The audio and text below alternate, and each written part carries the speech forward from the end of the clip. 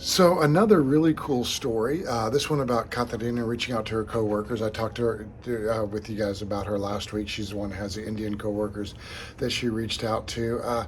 This is just kind of a cool God thing, God at work and coincidences, if you want to call it that. Katarina happened to be dog sitting for us, and she had our dog over at her apartment. She took her dog out to a park nearby and bumped into one of her coworkers, and she's like, "Hey, what are you doing here?" And he so, well, I live in this apartment complex right over there and right next to her. It turns out they both live in the same apartment building, didn't know it, and struck up a friendship. And she ended up, he's Turkish and had immigrated to Sweden and is now in Portugal. And she gave him a Bible and he began to read it and had a lot of spiritual interest. A few months later, he had to move up north to Porto, about 3 hours north.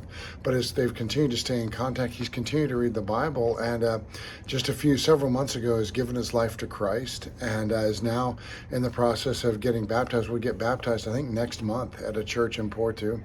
And when he told two of his Turkish friends who also live in Sweden about how he'd begun to start reading the Bible and stuff and getting really serious about God, they got really excited, and they're both Christians. And they said, we've been praying for you for the last 2 years that God would people in your life to tell you about him, and we've been praying for you to come to Christ.